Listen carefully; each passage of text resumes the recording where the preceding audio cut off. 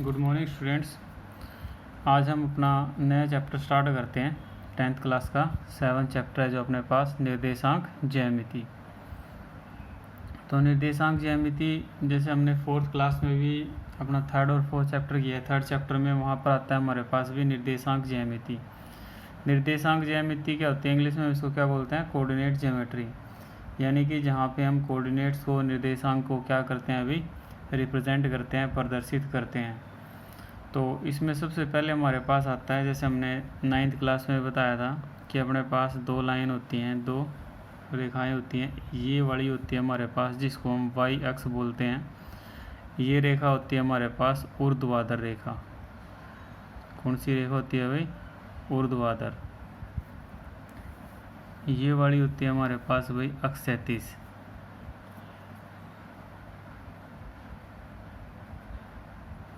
जिसको हम क्या बोलते हैं, एक्स अक्ष। इस साइड क्या होता है प्लस, एक्स इस साइड क्या होता है माइनस, वाई ऊपर क्या होता है प्लस और वाई नीचे क्या होता है माइनस।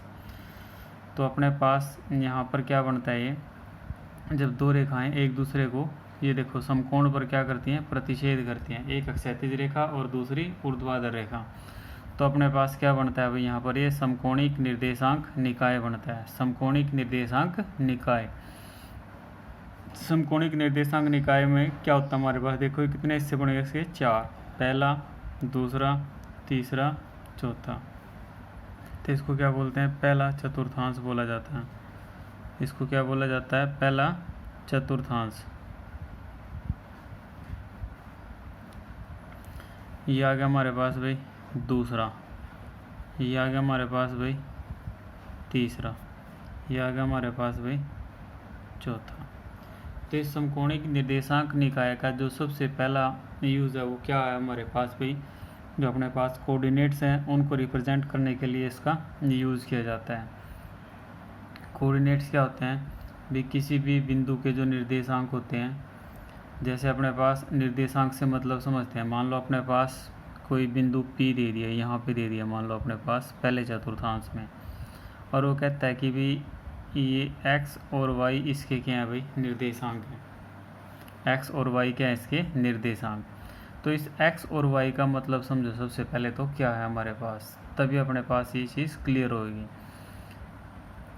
अब इसमें जो x होता है ना, ये जहाँ पे दोनों देखो, ये दोनों रेखाएं जहाँ पर प्रतिच्छेद करती हैं एक दूसरे को, वो क्या होता है हमारे पास भाई, ओरिजिन होता है, यानी कि मूल बिंदु। जहाँ पे x और y दोनों के मान क्या होते हैं हमारे पास, यहाँ पर 0 होते हैं। इसको हम क्या बोलते हैं अभी, मूल बिंदु बोलते हैं। क्या बोलते हैं, मूल बिंदु। अब ये पूरा x अक्ष है, इस x अक्ष पर अगर आप y को ढूंढोगे तो वो क्या मिलेगा आपको, 0 मिलेगा। क्योंकि देख लो यहाँ पे दोनों 0 हैं, x भी 0 y भी 0। तो इस पूरे अक्ष पर क्या 0 रहेगा, y। और y अक्ष की अगर हम बात करेंगे तो इस पूरे y अक्ष पर x क्या रहेगा हमारे पास भाई, 0 रहेगा। तो कुछ बातें ध्यान में रखनी है। अब कहता है भी जो हमारे पास ये पॉइंट P है, यानी कोई बिंदु P है जिसके निर्देशांक x y है।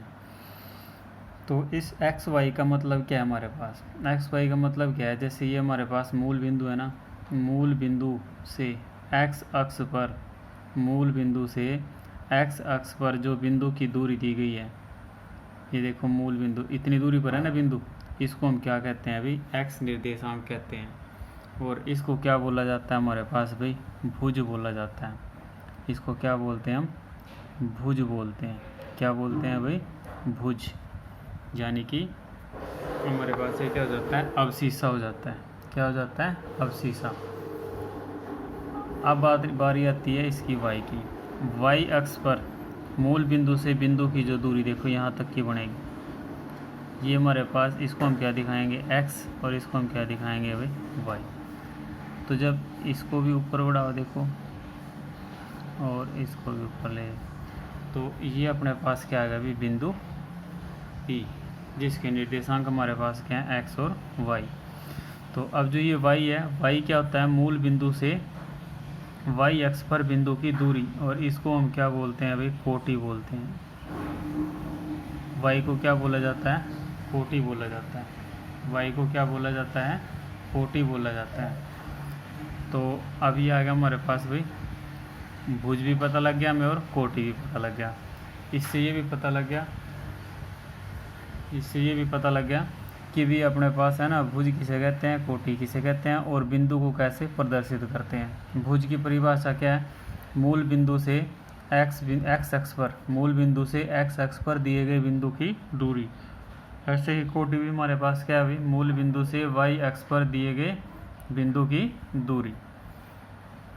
तो हमारे पास बिंदु इस हिसाब से ऐसे प्रदर्शित करना होता है हमें कि भी जो पहले स्थान पर होता है हमारे पास भुज होता है, दूसरे स्थान पर क्या होता है, कोटि।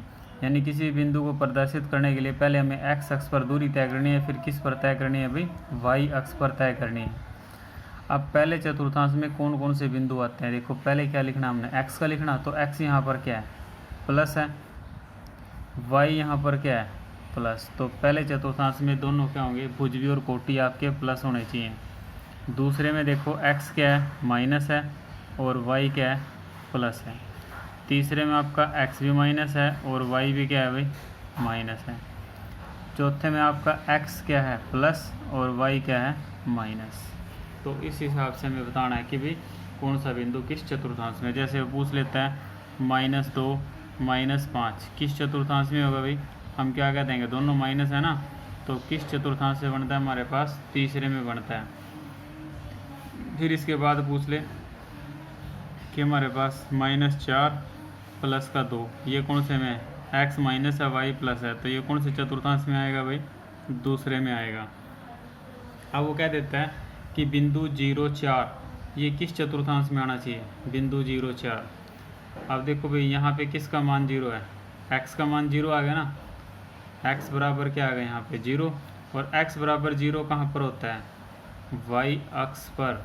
यानी जो ये बिंदु है कहाँ होगा अपने पास, y अक्ष पर होगा। कहाँ पर होगा, y अक्ष पर। ये किसी चतुर्थांश में 0 नहीं होगा।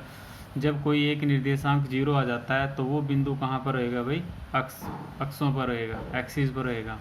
जैसे उसने दे दिया 3 0 दे दिया, तो यहाँ पे किसका मान 0 है, y 0 आ गया ना, तो y 0 कहाँ पर होता है हमारे पास, x अक्ष पर। अगर दोनों बिंदु 0 आ जाते हैं, दोनों निर्देशांक 0 आ जाते हैं, तो ये क्या होता है हमारे पास भाई, मूल बिंदु होता है। क्या होता है हमारे पास, ये मूल बिंदु होता है। तो सबसे पहली बात तो हमें यही पता होना चाहिए भी, निर्देशांक ज्यामिति में अपने पास ये क्या होता है, समकोणिक निर्देशांक निकाय होता है। इसको क्या लिखते हैं हम भाई, समकोणिक निर्देशांक, समकोणिक निर्देशांक निकाय, समकोणिक निर्देशांक निकाय। तो समकोणिक निर्देशांक निकाय का हमें पता होना चाहिए भाई, क्या है हमारे पास, समकोणिक निर्देशांक निकाय का प्रयोग हम क्यों करते हैं, इसका यूज़ क्यों किया जाता है, इसका यूज़ बिंदुओं को प्रदर्शित करने के लिए किया जाता है। तो मान लो क्या देता है, जैसे उसने ये बिंदु दे दिया हमारे पास -2 -5, कहता है अभी इसको प्रदर्शित करके दिखाओ, x भी माइनस है और y भी क्या है, माइनस। थर्ड में आएंगे हमारे पास, तो यहाँ हम ले लेते हैं -1 -2 -3 -4 -5, -2 -3 -4 -5। ऐसे ही y पर -1 -2 -3 -4 -5। तो x का मान कितना है, -2 है ना, तो x का मान ये आ गया हमारे पास भी। यहाँ से हम चल देंगे ऐसे, y का मान कितना है, ये -5 है, ये तो ये बिंदु क्या आएगा हमारे पास भी, -2 -5। तो इस प्रकार से हमें क्या करना होता है, बिंदु प्रदर्शित करने होते हैं। आप लोगों ने 9th क्लास में 3rd चैप्टर में बखूबी किए हैं। इसके बाद आ जाता है, इसमें जो शुरू होता है हमारे पास सबसे पहला टॉपिक निर्देशांक ज्यामिति में अपने पास 10th क्लास में, वो क्या आता है हमारे पास भाई, दूरी सूत्र। दूरी सूत्र, इसमें क्या दिया होगा हमारे पास, कोई भी दो बिंदु दिए होंगे और कहता है कि भी उन दो बिंदुओं के बीच की दूरी ज्ञात करनी है आपको। जैसे यहाँ पे दिया हमारे पास -2 -5, एक बिंदु ये ले लेते हैं हम। दूसरा बिंदु क्या हमारे पास, -4 2। इसमें प्रदर्शित कर लो आप, x का मान -4 है और y का मान हमने ले लिया भी जैसे 1 और ये 2, तो -4 और ये आ गया हमारे पास भाई -2। -4 और +2, ये दो बिंदु आ गए। इन दो बिंदुओं के बीच की हमें क्या ज्ञात करना है, इसका नाम ले लिया हमने ए और इसका ले लिया भाई